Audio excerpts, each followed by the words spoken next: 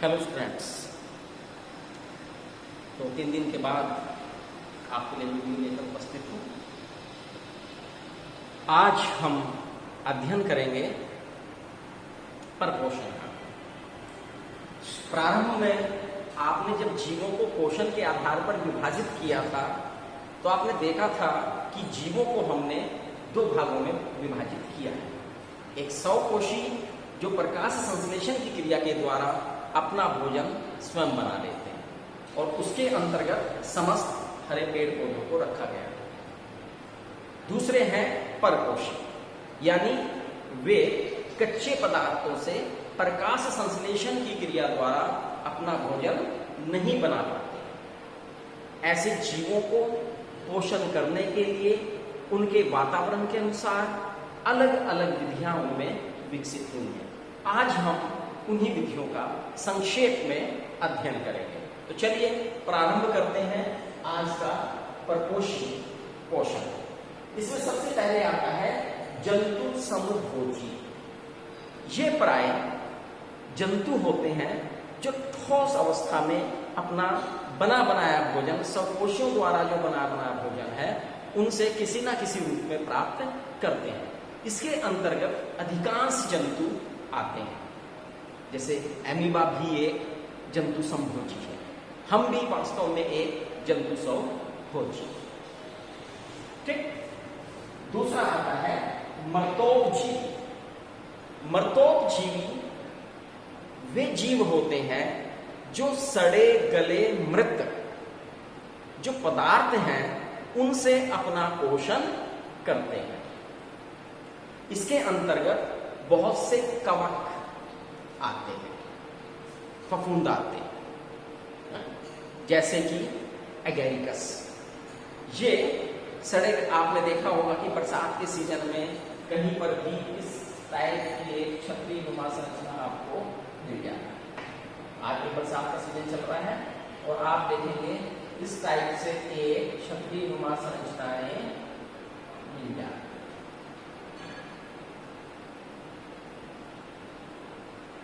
ये छतरी नुमा संरचना वास्तव में मृत या आप रोटी का टुकड़ा है या कोई और अन्य सड़ा गला पदार्थ है उसके ऊपर ये उगते हैं। ये वास्तव में कवक है। ये सफेद रंग के होते हैं, हरा रंग नहीं है, यानी हरितलवक के अंतर्गत नहीं है। हरितलवक नहीं है तो ये प्रकाश संश्लेषण नहीं करते। मृत अवस्था में जो सड़े गले पदार्थ हैं या मृत अवस्था में जो जीव हैं उनसे अपना भोजन सौंपते हैं। इस कारण से हम इन्हें मर्तोपजीवी की श्रेणी में अलग करते हैं। क्लियर। इसके बाद आते हैं तीसरी श्रेणी है परजीवी। परजीवी वे जीव होते हैं जो दूसरे जीवित जीवों के शरीर पर रहते भी हैं और उनसे अपना भोजन भी लेते हैं। दूसरे जीवित जीवों से अपना भोजन स्वयं नहीं बनाते। अब परजीवी जो है क्योंकि अपना भोजन ले रहे हैं, ये 2 प्रकार के हैं। एक बाह्य परजीवी और दूसरे हैं अंतः परजीवी।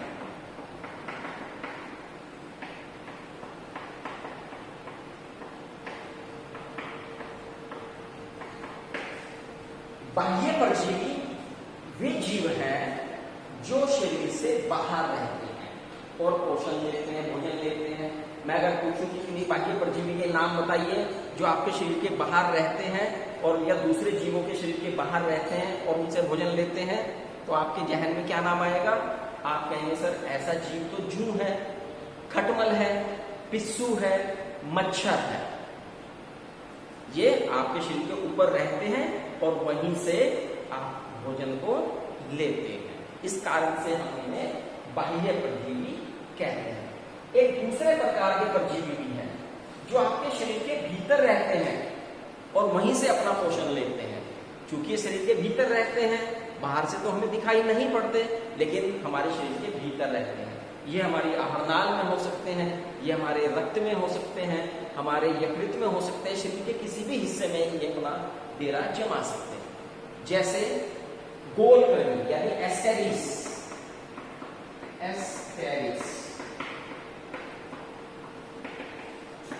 एक अंतः परजीवी है। हुकवर्म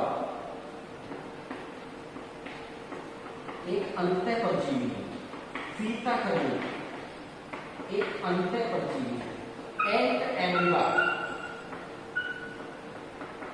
एक अंतः परजीवी, एस्केरिस, हुकवर्म, फीता कर्मी, एंट एमिबा ये सारे के सारे अंतः परजीवी हैं जो हमारे शरीर के भीतर रहते हैं। इनमें से जो एस्केरिस और हुकवर्म जैसे प्लेटीहेल्मिन्थिस कर्मी है, ये होता है बच्चों आपकी खाने पीने की जो असावधानी आदत है उससे आपके शरीर में पनप जाते हैं। जैसे भोजन से पहले आप हाथ का ना धोना, भोजन को स्वच्छ रूप से ना खाना, गंदगी से पका हुआ भोजन बाहर से दुकानों से बाजारों से खा लेना, तो ये कर्मी पनप जाता है। और जब ये पनपता है तो हमारी आहार में पनपते हैं और अपना भोजन को, हमारा जो भोजन है जिसे हम खा रहे हैं उसे ये लेते हैं। अब हम कमजोर होते रहते हैं और ये हमारे शरीर के अंदर पलते रहते हैं। हमारी सरकार भी इसके लिए चिंतित है, इसलिए आपने देखा होगा कि आपको समय समय पर 6 महीने के अंतराल पर एल्बेंडाजोल नाम की गोली विद्यालय में खिलाई जाती है बच्चों को, जिससे कि आपके भीतर के सारे कर्मी समाप्त हो जाएं और आप एक स्वस्थ व्यक्ति बने, आपका स्वास्थ्य अच्छा रहे। तो एल्बेंडाजोल खाना एक आपके लिए फायदे की चीज है, क्योंकि आप उस समय में उन कर्मियों से छुटकारा पा लेते हैं जो आपकी असावधानी पूर्वक आदतों के कारण आपके शरीर में पनप रहे होते हैं और आपका विकास अच्छा हो। ठीक, चलिए उसके बाद आते हैं सहजीवी। सहजीवी क्या होते हैं? जैसा कि इसके नाम में लिखा सहजीवी, साझे का जीवन। ये वो जीव होते हैं, 2 प्रकार के जीव जो एक साथ रहते हैं। आधा काम एक निपटाता है, आधा काम दूसरा निपटाता है। इसका सबसे अच्छा उदाहरण सहजीविता का आपने लाइकेन के बारे में पढ़ा होगा। लाइकेन वास्तव में एक प्रकार के पौधे हैं जो शैवाल और कवक दोनों के सह संयोजन से बनते हैं। शैवाल इसमें लाइकेन का ऊपरी वाला हिस्से में होता है और इसमें हरित लवक पाया जाता है, क्लोरोफिल होता है, जबकि कवक नीचे वाले हिस्से में होता है और इसमें राइबोसोम पाए जाते हैं। अब इन दोनों की अपनी अपनी दिक्कतें हैं। शैवाल प्रकाश संश्लेषण तो कर सकता है, लेकिन जल और खनिज लवण का अवशोषण नहीं कर सकता, और कवक जल और खनिज लवण का अवशोषण तो कर सकता है, लेकिन हरित लवक ना होने के कारण, पर्णरहित ना होने के कारण ये अपना भोजन नहीं बना पाता। अतः ये दोनों के दोनों साथ के साथ मिलते हैं। ऊपर का हिस्सा शैवाल, नीचे का कवक, कवक नीचे से जल और खनिज लवण अवशोषित कर शैवाल को देता है और शैवाल सूर्य के प्रकाश में प्रकाश संश्लेषण की क्रिया संपन्न करता है और अपना भोजन बना लेता है। दोनों उस भोजन का सेवन करते हैं और दोनों जीवित रहते हैं। इस प्रकार के सहजीवन को हम सहजीवी पोषण कहते हैं।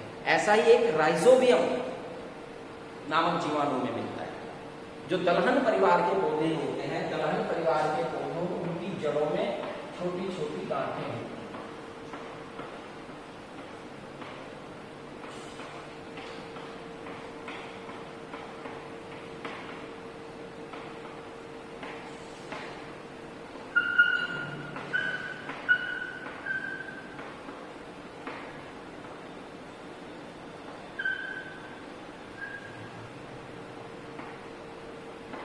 इनमें राइजोबियम नाम का जीवाणु रहता है।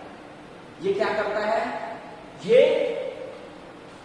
नाइट्रोजन को नाइट्रेट में बदलने का कार्य करता है, नाइट्रोजन को नाइट्रेट में। और ये नाइट्रेट इनके पोषण के लिए, इन पौधों के पोषण के लिए, दलहन परिवार के पोषण के, प्रोटीन निर्माण के लिए आवश्यक तत्व है।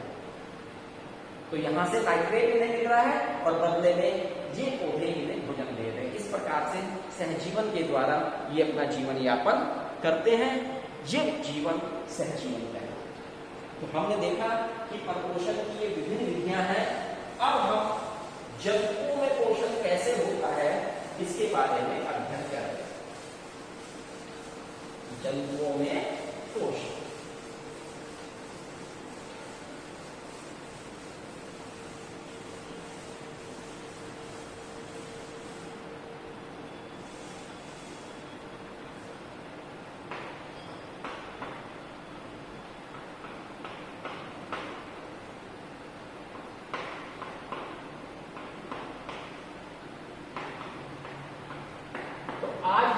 पोषण शब्द को परिभाषित करेंगे। पोषण क्या है?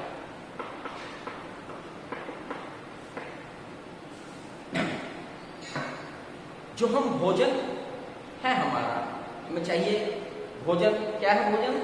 वे पदार्थ जो हमें ऊर्जा प्रदान करते हैं, हमारे शरीर की वृद्धि निर्माण करते हैं, हमारे शरीर की टूट फूट और मरम्मत करते हैं, वो भोजन कहलाता है।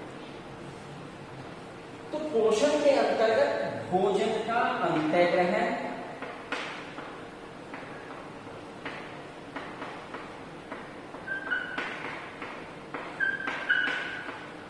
भोजन का पाचन,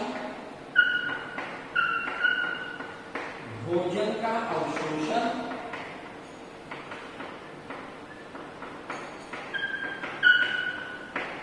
भोजन का स्वांगीकरण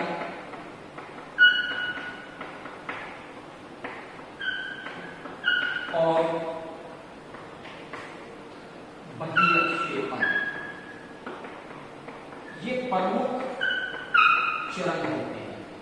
भोजन को अंतःग्रहण, भोजन का पाचन, भोजन का अवशोषण, स्वांगीकरण एंड बहिर्क्षेपण। यानी पोषण वह क्रिया है जिसमें भोजन का अंतःग्रहण होता है, भोजन का पाचन होता है, भोजन का अवशोषण होता है, भोजन का स्वांगीकरण होता है और अंत में अपच भोजन का बहिर्क्षेपण होता है। इसके बारे में हम कल डिटेल में पोषण की इन की सारी क्रियाओं के बारे में अध्ययन करेंगे। इसी के साथ मैं एक बात और कहना चाह रहा हूं आपको। हमने आपको एक टेस्ट दिया था, आपने वो कर दिया था। आज से दूरदर्शन डीडी उत्तर प्रदेश पर आपकी कक्षा 10 की पढ़ाई प्रारंभ हो गई है। उसका कार्यक्रम आपके ग्रुप में भेज दिया गया है।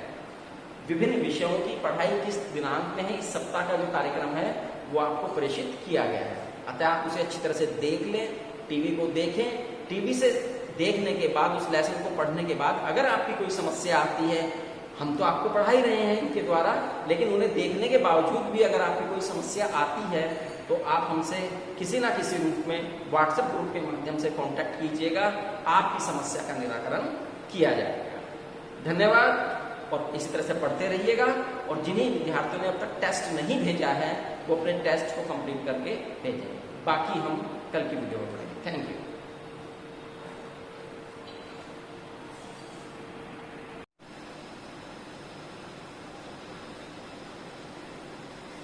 हेलो स्टूडेंट्स, 2-3 दिन के बाद आपके लिए वीडियो लेकर उपस्थित हूँ। आज हम अध्ययन करेंगे परपोषण का। प्रारंभ में आपने जब जीवों को पोषण के आधार पर विभाजित किया था तो आपने देखा था कि जीवों को हमने 2 भागों में विभाजित किया है। एक 100 कोशी जो प्रकाश संश्लेषण की क्रिया के द्वारा अपना भोजन स्वयं बना लेते हैं, और उसके अंतर्गत समस्त हरे पेड़ पौधों को रखा गया है। दूसरे हैं परपोषी, यानी वे कच्चे पदार्थों से प्रकाश संश्लेषण की क्रिया द्वारा अपना भोजन नहीं बना पाते। ऐसे जीवों को पोषण करने के लिए उनके वातावरण के अनुसार अलग अलग विधियां उनमें विकसित हुई हैं। आज हम उन्हीं विधियों का संक्षेप में अध्ययन करेंगे। तो चलिए प्रारंभ करते हैं आज का परपोषी पोषण। इसमें सबसे पहले आता है जंतु समभोजी। ये प्राय जंतु होते हैं जो ठोस अवस्था में अपना बना बनाया भोजन, सकोशियों द्वारा जो बना बनाया भोजन है उनसे किसी ना किसी रूप में प्राप्त करते हैं। इसके अंतर्गत अधिकांश जंतु आते हैं। जैसे एमीबा भी एक जंतु समभोजी है, हम भी वास्तव में एक जंतु समभोजी। ठीक। दूसरा आता है मर्तोपजीवी। मर्तोपजीवी वे जीव होते हैं जो सड़े गले मृत जो पदार्थ हैं उनसे अपना पोषण करते हैं। इसके अंतर्गत बहुत से कवक आते हैं, फफूंद आते हैं, जैसे कि एगेरिकस। ये सड़े, आपने देखा होगा कि बरसात के सीजन में कहीं पर भी इस टाइप की एक छतरी नुमा संरचना आपको मिल जाएगी।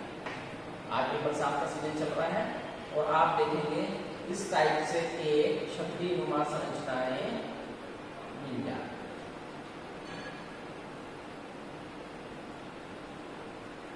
ये छतरी नुमा संरचना वास्तव में मृत या आप रोटी का टुकड़ा है या कोई और अन्य सड़ा गला पदार्थ है उसके ऊपर ये उगते हैं। ये वास्तव में कवक है। ये सफेद रंग के होते हैं, हरा रंग नहीं है, यानी हरित लवक के अंतर्गत नहीं है। हरित लवक नहीं है तो ये प्रकाश संश्लेषण नहीं करते।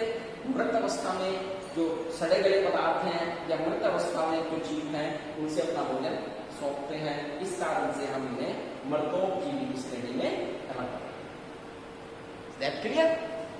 इसके बाद आते हैं तीसरी श्रेणी है परजीवी। परजीवी वे जीव होते हैं जो दूसरे जीवित जीवों के शरीर पर रहते भी हैं और उनसे अपना भोजन भी लेते हैं। दूसरे जीवित जीवों से अपना भोजन स्वयं नहीं बनाते। अब परजीवी जो है चूंकि अपना भोजन ले रहे हैं, ये दो प्रकार के हैं, एक बाह्य परजीवी और दूसरे हैं अंतः परजीवी।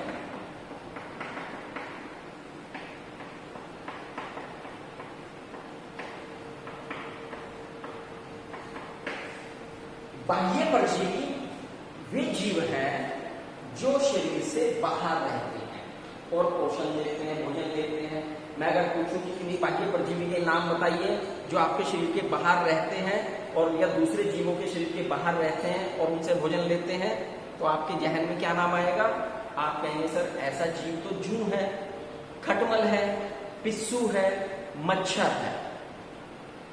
ये आपके शरीर के ऊपर रहते हैं और वहीं से आप भोजन को लेते हैं। इस कारण से हम इन्हें बाह्य परजीवी कहते हैं। एक दूसरे प्रकार के परजीवी भी हैं जो आपके शरीर के भीतर रहते हैं और वहीं से अपना पोषण लेते हैं। चूंकि ये शरीर के भीतर रहते हैं, बाहर से तो हमें दिखाई नहीं पड़ते, लेकिन हमारे शरीर के भीतर रहते हैं। ये हमारी आहारनाल में हो सकते हैं, ये हमारे रक्त में हो सकते हैं, हमारे यकृत में हो सकते हैं, शरीर के किसी भी हिस्से में ये अपना डेरा जमा सकते हैं। जैसे गोलकृमि यानी एस्केरिस,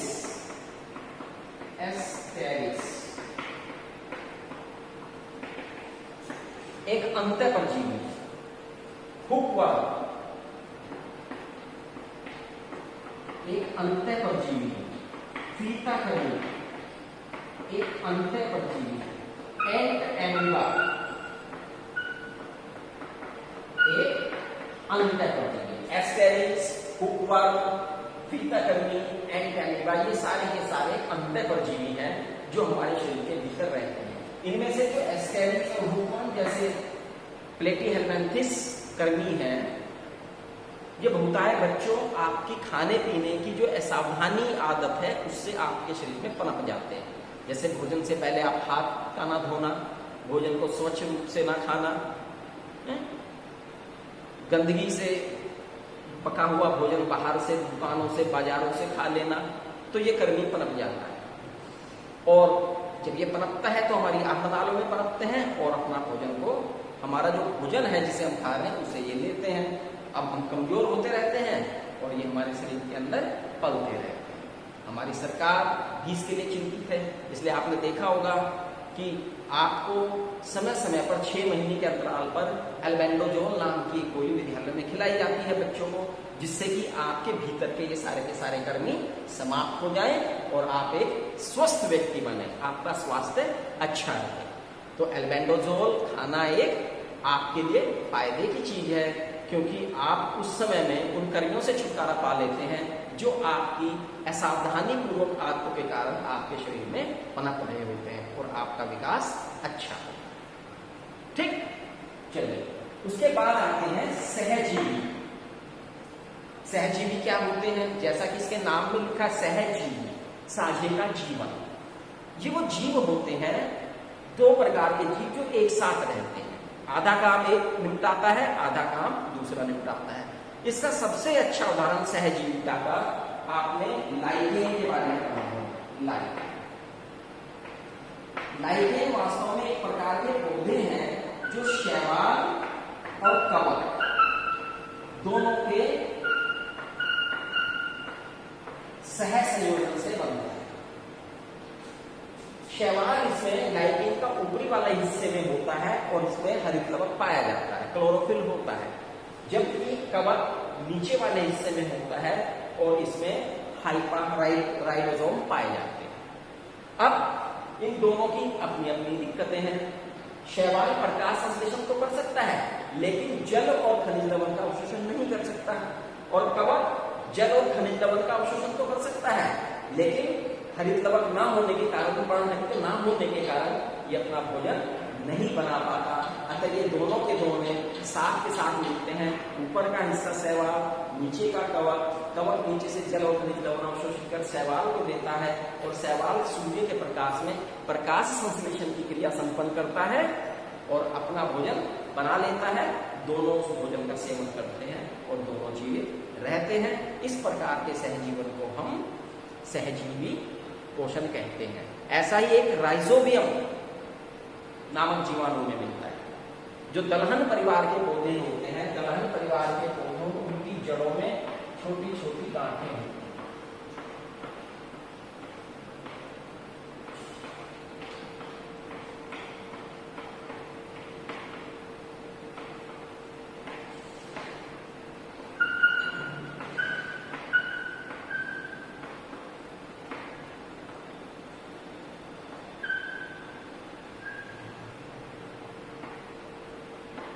इनमें राइजोबियम नाम का जीवाणु रहता है। ये क्या करता है? ये नाइट्रोजन को नाइट्रेट में बदलने का कार्य करता है, नाइट्रोजन को नाइट्रेट में। और ये नाइट्रेट इनके पोषण के लिए, इन पौधों के पोषण के लिए, दलहन परिवार के पोषण के, प्रोटीन निर्माण के लिए आवश्यक तत्व है। तो यहां से नाइट्रेट इन्हें मिल रहा है और बदले में ये पौधे इन्हें भोजन दे रहे हैं। इस प्रकार से सहजीवन के द्वारा ये अपना जीवन यापन करते हैं।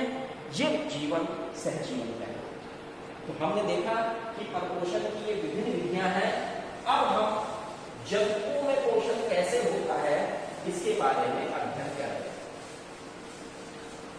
जंतुओं में पोषण,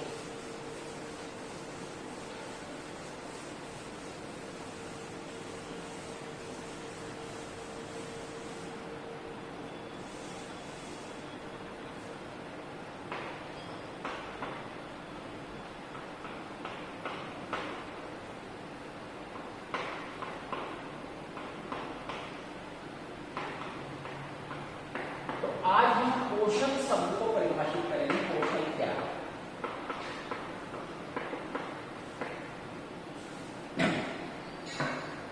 जो हम भोजन है हमारा, हमें चाहिए भोजन। क्या है भोजन?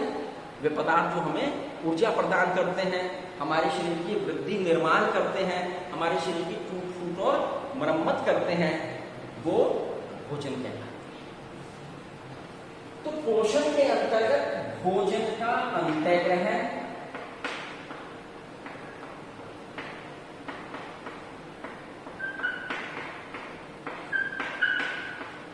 भोजन का पाचन, भोजन का अवशोषण,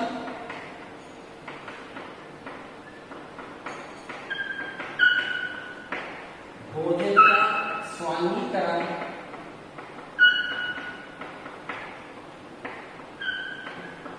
और बहिर्क्षेपण, ये प्रमुख चरण होते हैं। भोजन को अंतःग्रहण, भोजन का पाचन, भोजन का अवशोषण, स्वांगीकरण एंड बहिर्क्षेपण। यानी पोषण वह क्रिया है जिसमें भोजन का अंतःग्रहण होता है, भोजन का पाचन होता है, भोजन का अवशोषण होता है, भोजन का स्वांगीकरण होता है और अंत में अपच भोजन का बहिर्क्षेपण होता है। इसके बारे में हम कल डिटेल में पोषण की इन सारी की सारी क्रियाओं के बारे में अध्ययन करेंगे। इसी के साथ मैं एक बात और कहना चाह रहा हूं आपको। हमने आपको एक टेस्ट दिया था, आपने वो कर दिया। आज से दूरदर्शन डीडी उत्तर प्रदेश आपकी कक्षा 10 की पढ़ाई प्रारंभ हो गई है। उसका कार्यक्रम आपके ग्रुप में भेज दिया गया है। विभिन्न विषयों की पढ़ाई किस दिनांक में है, इस सप्ताह का जो कार्यक्रम है वो आपको प्रेषित किया गया है। अतः आप उसे अच्छी तरह से देख लें, टीवी को देखें। टीवी से देखने के बाद, उस लेसन को पढ़ने के बाद अगर आपकी कोई समस्या आती है, हम तो आपको पढ़ा ही रहे हैं इनके द्वारा, लेकिन उन्हें देखने के बावजूद भी अगर आपकी कोई समस्या आती है तो आप हमसे किसी ना किसी रूप में व्हाट्सएप ग्रुप के माध्यम से कांटेक्ट कीजिएगा, आपकी समस्या का निराकरण किया जाएगा। धन्यवाद। और इसी तरह से पढ़ते रहिएगा। और जिन्हीं विद्यार्थियों ने अब तक टेस्ट नहीं भेजा है वो अपने टेस्ट को कंप्लीट करके भेजें। बाकी हम कल की वीडियो में पढ़ेंगे। Thank you.